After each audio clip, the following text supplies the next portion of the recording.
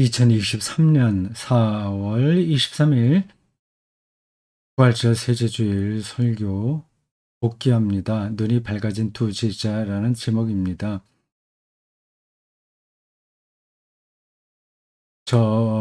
제목은 성경 본문에 나온 그 워딩을 그대로 따온 겁니다. 거의 똑같죠. 눈이 밝아졌다고 했습니다. 그냥 스쳐 지나갈 수도 있는 표현이죠. 저는 저 표현이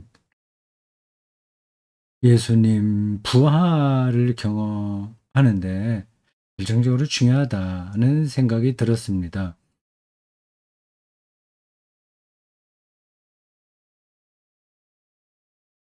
그래서 눈이 밝아진다는 게 뭐냐를 이야기하고, 그리고 그 부활이 그냥 우리가 일반적으로 아는 어떤 특별한 그 사건이 벌어진 거가 아니라는 거를 말하려고 했습니다. 이 부활을 주제로 설교할 때, 혹은 부활을 주제로 하지 않는다고 하더라도 그 비슷한 이야기가 나올 때마다 그 어떤 지점을 통과하기가 쉽지가 않아요. 그걸 설명해야 되는데 설명으로 해결되는 문제가 아니거든요. 이게 확실한 사건인데, 그러나 우리가 일반적으로 아는 사건은 아닌 어떤 거란 말이에요.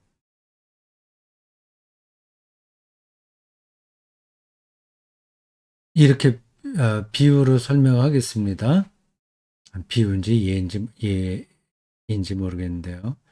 Reality is process라는 표현이 있지 않습니까? Reality가 뭐냐에서 그걸 프로세스로 말하는 철학이 있어요. 뭐 과정 철학이요. 제가 철학을 이야기할 때마다 늘 그 과정 철학이나 아니면 하이데거의 존재 철학이나 고대 그 플라톤, 아리스토텔레스, 스토아 철학, 뭐 그런 등등 우리에게 잘 알려진 것만 얘기를 합니다. 제가 철학에 대한 이해가 깊지 못해서 그렇습니다. 요 과정 철학이 얘기하는 그 프로세스는 내 눈에 보이는 게 아니거든요. 근데 리얼리티란 말이에요. 이 성경이 있다면 이게 리얼리티가 아닌 겁니다. 이 그 리얼리티가 아니란 말이 이상하게 들릴 수도 있죠. 이거는 지금 이 시점에만 리얼리티입니다. 이걸 불에 태우면 없어져요. 그러면 궁극적인 리얼리티는 아닌 거죠. 불에 태우지 않는다고 하더라도 시간이 지나면 이건 다 낡아버립니다. 낡아버려서 없어지는 거를 궁극적인 리얼리티, 얼티메이트 리얼리티라고는 얘기할 수 없죠. 과정이 참된 리얼리티다. 그렇게 얘기합니다. 근데 그 낱말로 과정이라고 얘기하지만 거기엔 여러 개념들이 들어있는 거죠. 성경이 이야기하는 부활과 하나님 경험도 이와 비슷합니다. 그것을 자꾸 손으로 붙잡을 수 있는 것처럼 생각하면 이제 좀 이상한 데로 떨어지게 되죠. 뭐 기복주의 신앙이나 도덕주의 신앙 이런 것들이 다 그거를 그 하나님과 하나님의 통치와 부활과 하나님의 생명을 우리가 아는 그 가시적 형태로 확인하려고 하는 겁니다. 근데 그런 것들이 또 무의미한 건 아니잖아요. 여기에 설교자로서 이 돌파하기 힘든 어떤 게 있는 겁니다. 그건 어쩔 수가 없어요. 제가 조금 더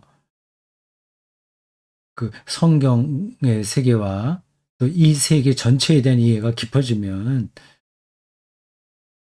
조금 더 분명하게 얘기할 수 있을지 모르지만 현재로서는 이게 최선입니다. 눈이 밝아진 두 제자라는 제목의 설교인데 부활은 한마디로 해서 뭐 죽었다 살았다 뭐 이게 아니라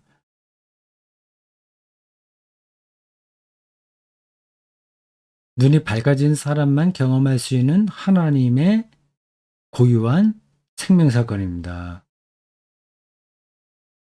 자, 그걸 얘기하려고 했다는 것만 서론적으로 말씀드리고 본문을 보겠습니다. 성경 9절 여기 나왔죠. 누가복음 24장 30절입니다. 엠마오까지 와서 저녁 식사를 할 때 예수께서 음식 잡수실 때 떡을 가져서 축사하시고 떼어 그덕여 주시니라고 했습니다. 저게 의식적인 거잖아요. 의식, 리추얼이라고도 하고요. 리추얼 맞나요? 퍼포먼스이기도 합니다. 떡을 빵이죠. 빵으로 축사하고 떼어준다. 저런 표현이 그냥 나온 건 아니잖아요. 물론 유대인들의 식사 자리에서 어른이 이렇게 축사하고 이렇게 자녀들에게 떼어주는 거죠. 그런 형식이죠. 그러나 복음서에서는 저게 특별한 의미가 있는 겁니다. 이제 저 구절 하나만 그 엠마오 이야기에서 우리가 이제 붙든다면 예수 부활과 연관된 것들이 뭐냐 하는 거를 어느 정도 눈치챌 수 있어요. 음식 잡수실 때 떡을 가져다 축사하시고 떼어 그들에게 주셨다. 예수님이 살아있을 때 하셨던 그 구원론적 사건? 예수님을 예수님으로 이해하는 어떤 결정적인 그 사건을 저 문장이 암시하는 거죠. 그렇지 않습니까? 그래서 두 가지를 예로 들었어요. 오병이어와 유월절 만찬.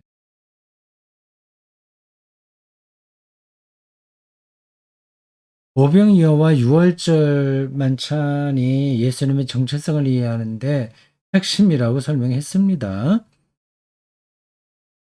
요 빨간 줄로 바꾼 요 대목은 오병이어 사건에 대한 보충 설명이에요.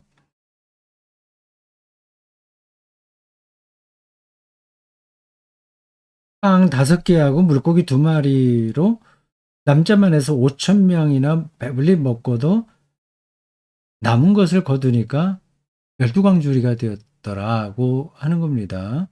이것도 믿기 힘들죠.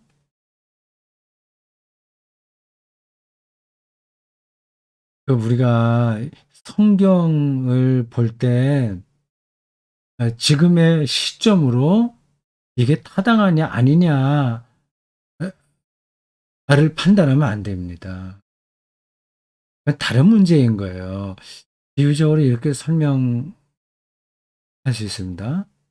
어린아이가 어머니 품에 안겨 있어요. 너무 그 아이는 행복한 겁니다. 그런 안정감을 느끼고요. 그래서 자기가 안겨 있는 어머니 품을 절대적인 생명의 보금자리로 느끼는 겁니다. 그걸 보고 어떤 어른이 쟤는 뭔가 몰라서 저런 느낌을 갖지. 저 어머니도 얼마나 약한 여잔데 뭔가 객관적으로 저 아이가 생각을 못하네. 이렇게 비판한다면 그 어른이 잘못된 거죠. 어린아이에게는 그 어머니가 지금 절대적인 대상입니다. 그 아이가 어머니를 어떻게 경험하느냐 하는 게 그 이야기에서 핵심이지, 그 어른의 관점으로 아이들의 느낌과 생각을 판단하는 게 핵심은 아닌 겁니다. 오병이어 사건, 이건 그 오해된 거지만 그 당시 사람들에게 예수님이 누구냐 하는 것을 간접적으로 알려주는 사건이에요. 제가 그렇게 표현을 했습니다. 메시아급 대우를 받을 수 있었다고 말이죠. 오병이어로 사람들이 배불렀다고 하는 걸 오늘식으로 바꾼다면 어떤 대통령이나 어떤 기업가가 일시에 모든 그 국민들의 그 배고픔의 문제를 딱 해결해 주는 것처럼 생각해도 됩니다. 모든 먹고 사는 문제를 다 해결하는 거죠. 먹고 사는 정도가 아니라 이제는 더 풍족하게 살도록 정치도 잘하고 경제도 잘 했다고 합시다. 그런 지도자가 나왔다고 합시다. 그럼 국민들이 어떻게 하겠어요? 아, 저 사람은 종신 대통령, 종신 뭐 수상, 뭐 아니면 하여튼 뭐 자기들이 지도자로 당연히 삼으려고 하는 거 아니겠어요. 그 오병이어는 그와 같은 사건이었습니다. 실제로 요한복음 6장 15절은 그 군중들이 예수님을 억지로 붙잡아서 임금 만들려고 했다는 이야기를 합니다. 그러니까 저런 움직임이 분명히 있었던 거예요. 그리고 정치적인 야망을 가진 사람들은 다 저걸 원합니다. 그리고 설교 시간에 그 설교문에는 없으나 즉흥적으로 말씀드린 것처럼 군중들을 선동해서 어떤 폭력적인 시위를 벌인 당시에 혁명가들이 제법 있었습니다. 아, 있었어요. 제가 지금 이름을 기억은 못합니다. 성서 주석에 보면 나와요. 뭐 유다라는 이름도 있었던 것 같은데요. 이 유대 지역에 그런 인물들이 제법 많았습니다. 이, 뭐 로마의 식민지로 있으니까 우리나라도 마찬가지였잖아요. 독립군들 활동했잖아요. 그 비슷한 겁니다. 실제로 막강한 힘을 발휘할 수 있었다면 당시 민중들에게 절대적인 지지를 받는 거죠. 민중들은 그런 사람을 원하는 겁니다. 맞아떨어지면 뭔가 역사를 바꿀 만한 일들이 벌어지죠. 오병이어 사건이 군중들에게 메시아적 희망을 실천할 수 있도록 불을 붙인 수 있을 만한 사건이었습니다. 이제 그 보험서에 따라서 그 오병이어 사건을 다루는 방식이 조금씩 달라요. 임금을 삼았다는 것은 요한복음에만 나옵니다. 조금 더 그 문학적인 상상력을 발휘해서 이렇게도 생각할 수 있습니다. 가룟 유다 같은 제자가 예수님에게 이렇게 말할 수 있었던 겁니다. 아, 예수님, 좋은 기회입니다. 이 기회를 놓치면 안 됩니다. 우리가 이렇게 많은 사람이 모였을 때, 어, 그 예루살렘으로 들어가서 예루살렘 성전도 우리가 접수하고 산헤드린도 초토화시켜서 우리가 접수하고 로마와 한번 맞짱을 떠보는 게 어떻겠습니까? 좀 표현이 좀 그렇긴 해요. 다른 유다가 그렇게 예수님을 부추길 수 있었을 겁니다. 그 당시 유대인들의 그 마음에 불을 지피는 그러한 음, 일인 거죠.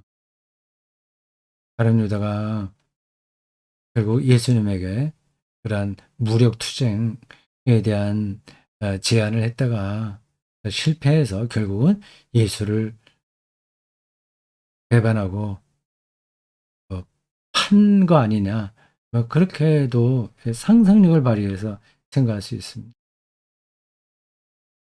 요 음식 잡수실 때 떡을 가져서 축사하시고 떼어 그들에게 주었다고 하는 이 표현이 이 오병이어와 유월절 만찬을 감시한다는 이야기였어요.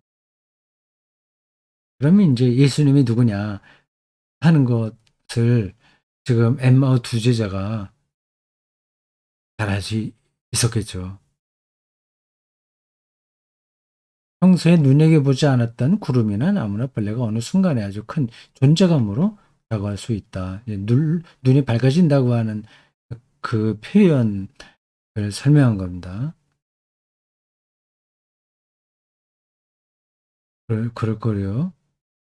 근데 이런 것들을 우리는 과소평가합니다. 그런 건 뭐, 우리가 먹고 사는데 그렇게 중요하지 않지.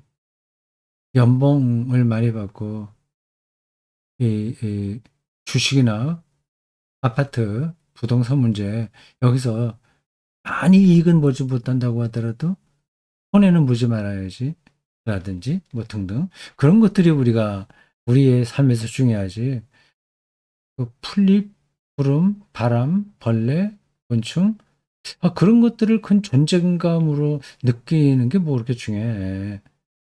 그런 것들은 그, 잠시 감상적인 것 정도고, 실질적으로는 돈이 가장 중요하지.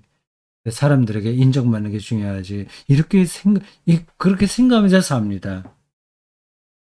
그래서 계속 또 그걸 성취하려고 애를 씁니다.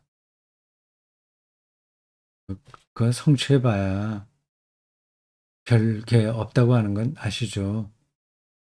제가 이렇게 얘기를 하면서도 이게 좀 어떤 분들에게는 공허하게 들리겠다는 생각을 계속 합니다.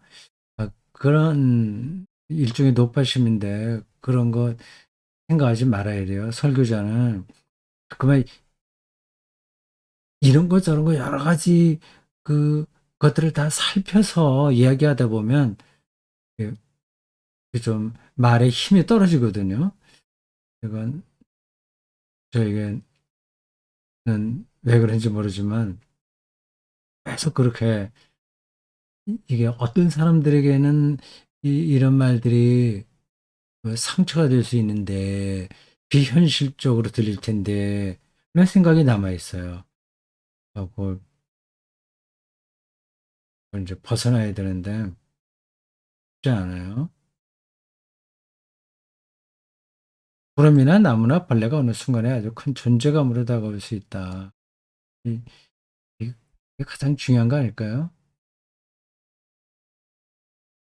그러니까 연봉과 집과 등등 그런 것들을 확보하려는 노력도 결국은 저런 구름, 나무, 벌레, 바람 그런 것을 큰 생명의 그 토대로 느끼려고 하는 거 아닙니까?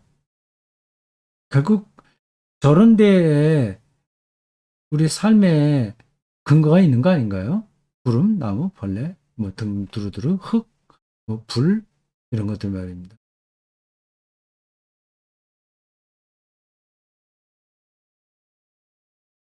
테니스 이야기 잠깐 했습니다. 눈이 밝아진다고 하는 게 무슨 뜻인가를 좀 더 저의 체험에 따라서 그 체험에 근거해서 말씀드리려고 테니스 또 얘기했어요. 사실 그 앞에 나온 구름 나온 벌레 이런 것들은 뭐 지금 물론 적어도 저의 실질적인 경험이죠.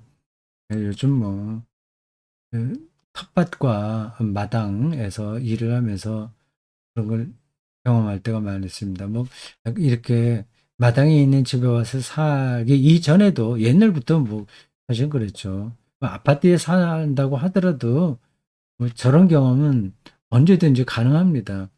네, 중요한 건 이제 눈이 열리냐 열리지 않느냐 이제 거기에 있는 거죠. 그 문제도 그렇고 테니스를 그냥 실감나라고 말씀드리는 겁니다. 이 테니스라고 하는 게 이상해서 테니스만 그런 건 아니죠. 모든 운동이 다 그렇습니다. 운동만이 아니라 삶 자체가 그렇습니다. 수행이에요. 수행이라고 하는 건 계속 깊이 들어간다는 얘기입니다. 끝이 없어요.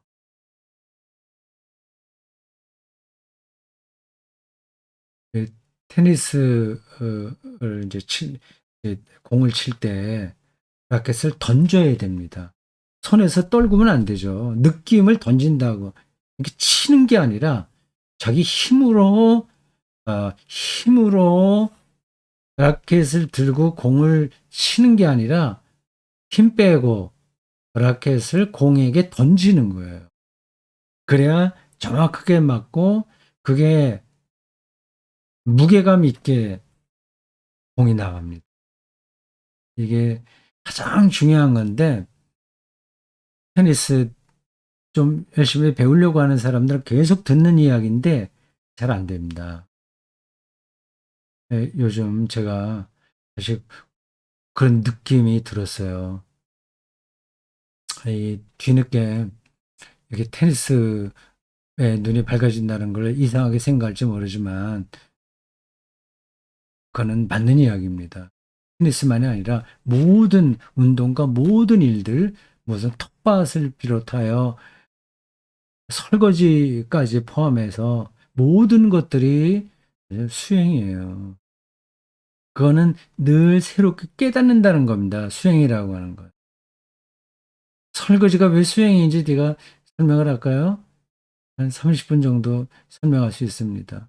물과 손과 그릇과 모양과 그 공간과 그 식김과 뭐 등등 그런 것들을 새롭게 느낄 수 있는 거거든요.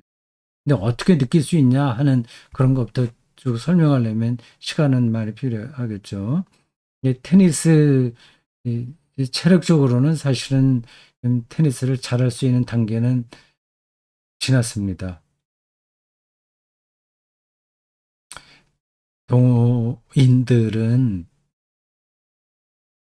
보통 한 50대 정도가 피크 같아요. 80대부터 50대 꾸준하게 했다면 이제 70이 돼서 체력적으로 버겁기는 한데 테니스에 대한 느낌은 발전하는 거예요. 그냥 재미삼아 말씀드린 거예요. 90살까지는 테니스장에 출입하고 싶다고 설교 시간에 얘기했죠. 불가능한 얘기는 아니죠. 임사체험 이야기를 잠깐 했습니다. 부활은 임사 체험하고는 다른 거예요. 죽었다가 다시 사는 게 아니에요.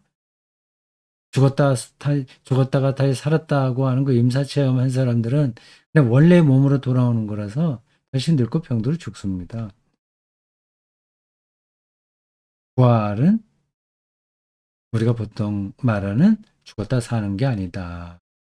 라고 하는 거예요. 그걸 일단 정확하게 이해하셔야 됩니다.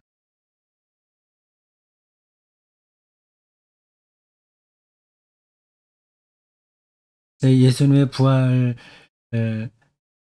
전승에서 엄청 혼란스러운 이야기들이 서로 섞여 있어요. 그 굉장히 여러 가지 현상으로 나타납니다.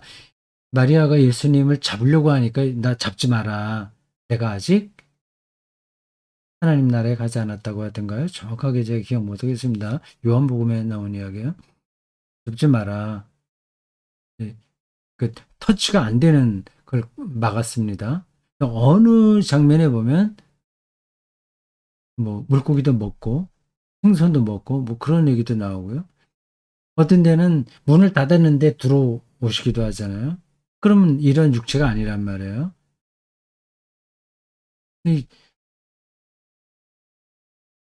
근데 어쨌든 중요한 건 지금과 같은 몸으로 다시 산 게 아니다. 다시 산 게 아니라 다른 생명으로 변화된 거다. 그렇게 생각하셔야 됩니다.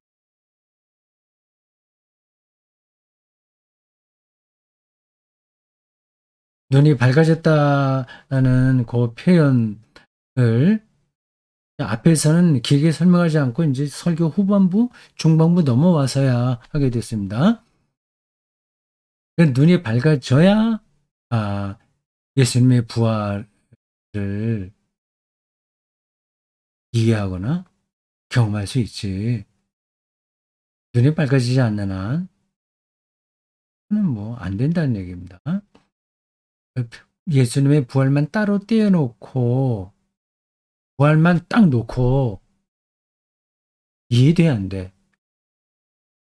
믿을 수 있어 없어 이렇게 얘기하면 안 됩니다. 그건 아무 의미가 없는 거예요.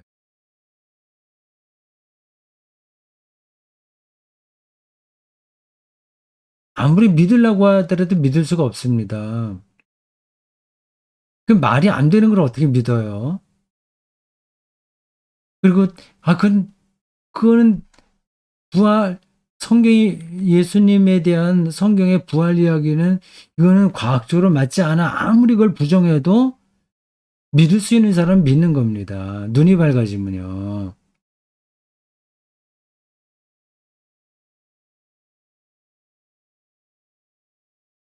그 부활만 따로 떼서 믿을 수 있냐 없냐. 그 얘기는 더 이상 하지 말자.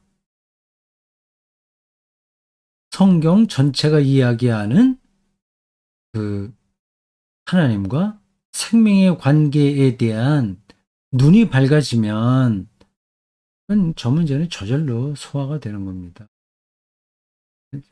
제 표현이 좀 좀 이렇게 정리가 안 된 것 같으신가요? 뭐 그런 정도로 해야 되겠습니다. 설교 마지막 부분에서 장애인의 날 이야기 잠깐 했습니다. 19일 맞죠? 19일. 아, 자, 잘못했군요. 19일이 아니라 20일이네요. 20일로 바꿔야 되겠습니다. 장애인의 날 제가 저 앞에 달력을 봤어요. 근데 설교 문을 쓸 때는 왜 제가 19일로 생각을 했을까요? 20일입니다. 4월 20일은 장애인의 날이었습니다.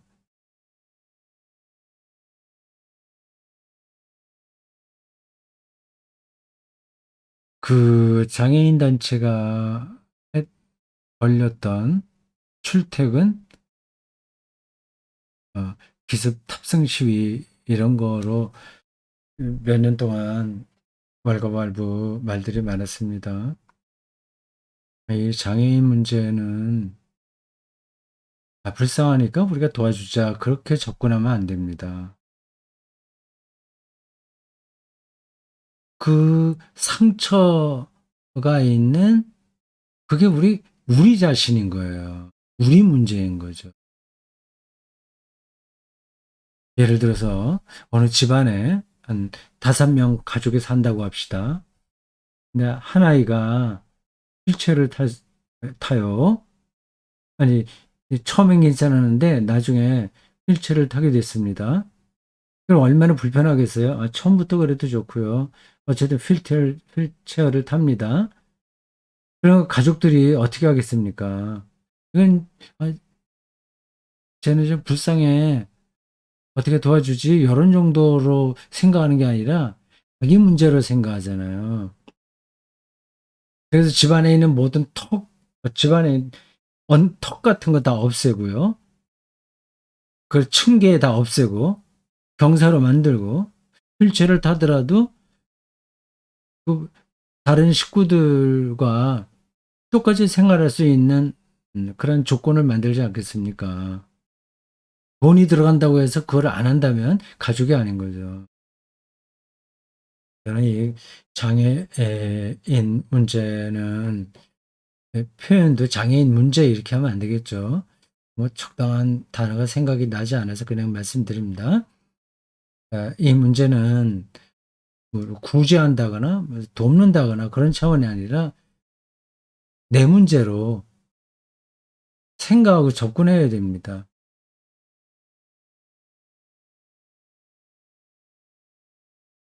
너무 뻔한 이야기이긴 했어요.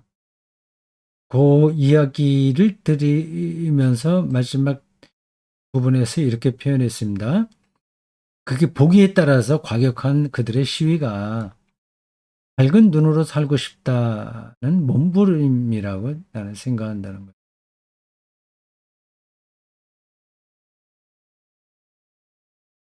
거예요. 당연히 우리 모두의 문제인 거죠.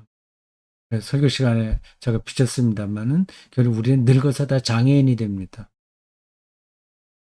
좀 미리 장애로 사냐, 늙어서 장애가 되냐, 그건 시간의 차이일 뿐이죠.